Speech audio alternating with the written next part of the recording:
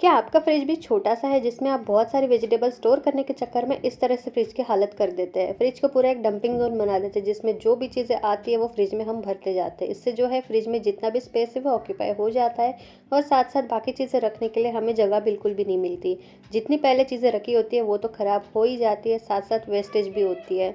इसीलिए आज मैं आपके साथ कुछ ऐसे टिप्स शेयर करने वाली हूँ जो छोटे से फ्रिज में आप ढेर सारी वेजिटेबल तो स्टोर कर ही सकते हैं, साथ साथ बहुत सारा स्पेस भी इसमें क्रिएट कर सकते हैं।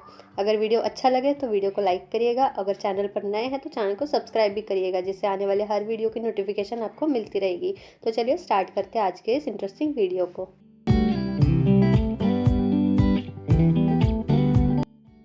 अगर बात करें सिंगल डोर फ्रिज की, उसमें स्पेस तो कम होता ही है, साथ साथ हम अपने फ्रिज में बहुत सारी ऐसी चीज़ें स्टोर करके रखते हैं जिससे हम कुछ टाइम बाद हमारा फ्रिज एकदम क्लटर लगने लगता है। स्पेशली विंटर्स में तो हम लगभग सारी चीज़ें फ्रिज में स्टोर करके रख देते हैं।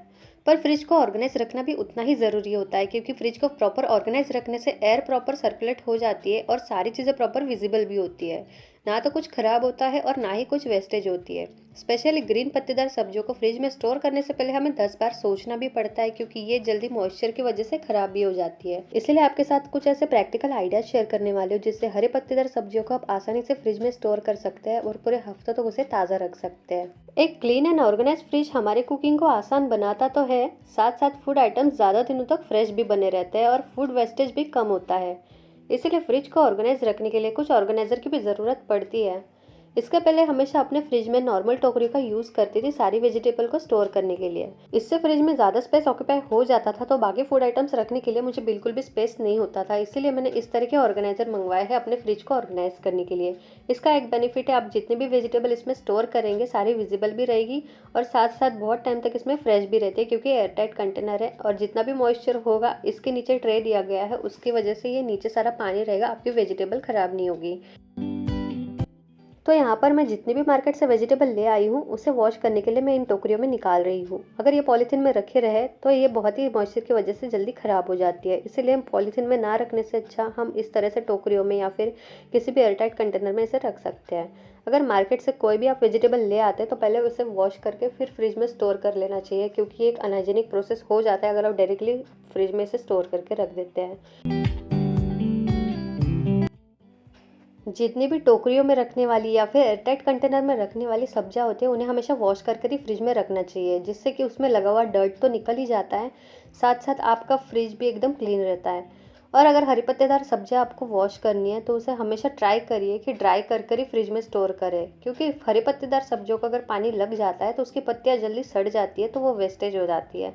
इसीलिए हरे पत्तेदार सब्जियों को मैं कॉटन बैग में रखना प्रेफर करती हूँ। जब मुझे बनाना होता है तब मैं उसे निकाल कर वॉश करती हूँ, फिर उसे बनाती हूँ, क्योंकि अगर पानी से धो तो वो जल्दी ख़राब भी हो जाती है। अगर उसे लॉन्ग टाइम तक आपको फ्रेश रखना है तो डायरेक्टली आप कॉटन के बैग में उसे स्टोर करके रख सकते हैं।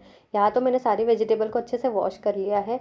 आलू स्पेशली वॉश करना ज़रूरी होता है, क्योंकि उसमें बहुत ज़्यादा मिट्टी लगी रहती है।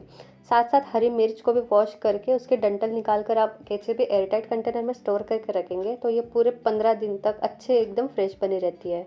साथ साथ मेरे किचन में कुकिंग टाइम को ज़्यादा एफिशिएंट बनाने के लिए हमेशा ट्राई करती हूँ, जब भी मार्केट से वेजिटेबल ले आऊँ तो उसे उसी टाइम छील कर या फिर मटर वगैरह छील कर फ्रिज में स्टोर करूँ।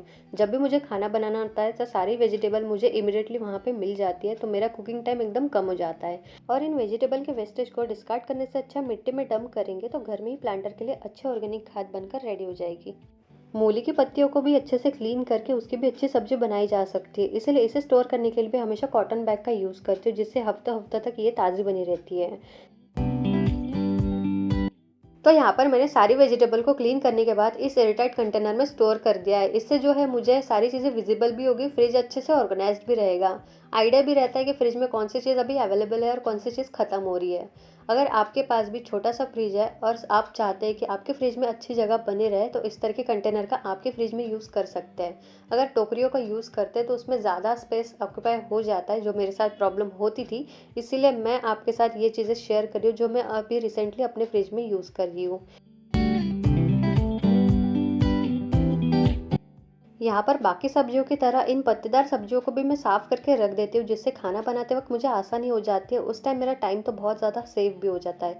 इन्हें स्टोर करने के लिए भी मैं हमेशा कॉटन बैग का यूज़ करती हूँ, जिससे जो है हफ्ता हफ्ता तक ये ताज़ी बनी रहती है, ख़राब नहीं होती है।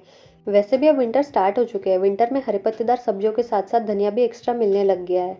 तो धनिया को आप लाकर इसके अलग अलग तरह के रेसिपीज़ किचन में ट्राई कर सकते हैं। इसके डंठल को डिस्कार्ड करने से अच्छा मिक्सी ग्राइंडर में बारीक पीस कर जो आइस क्यूब्स होते हैं उसमें आप कन्वर्ट कर सकते हैं, तो महीनों तक आप इसे यूज़ कर सकते हैं। जब भी धनिया महंगी होती है तो ये ट्रिक ज़रूर अपने आपके किचन में।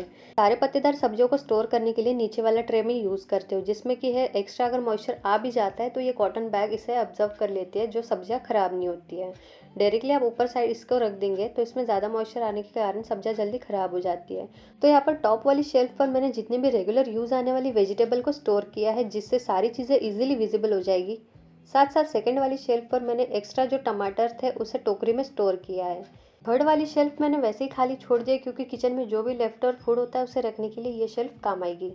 जितनी भी हरी पत्तेदार सब्जियां थी उसे रखने के लिए नीचे मैंने ट्रे का यूज़ किया है। सारे कॉटन बैग में मैंने उसे स्टोर किया है, जो कि हफ्तों तक उसे ताज़ा बना के रखेगी। छोटे से फ्रिज को प्रॉपर ऑर्गेनाइज करने के बाद आप डिफरेंस देख ही सकते हो। साथ साथ फ्रिज का ये डोर भी है, वहाँ पे भी बहुत ज़्यादा क्लटर्ड हो जाता है। अगर इसमें कुछ स्पिलेजेस की प्रॉब्लम आती है तो फ्रिज का डोर भी ख़राब होता है, तो वो प्रॉब्लम ना हो इसीलिए मैं हमेशा उसमें लाइनर का यूज़ करती हूँ। लाइनर के लिए ज़रूरी नहीं बाहर से आप महंगी चीज़ें ही खरीदें। इस तरह से घर में आप कोई भी प्लास्टिक लाइनर इसमें लगा सकते हैं। मैं इस तरह के कंटेनर का इसलिए यूज़ करती हूँ क्योंकि इसमें अगर कोई लहसुन अदरक लहसुन के पेस्ट वगैरह रखने के लिए मैं ये चीज़ें यूज़ करती हूँ। जितनी चीज़ों की ज़रूरत है बस वही चीज़ें मैंने फ्रिज में ऑर्गेनाइज करके रख दी है। साथ साथ फ्रिज में बॉटल्स अभी मैं यूज़ नहीं करती क्योंकि विंटर्स चल रहे हैं।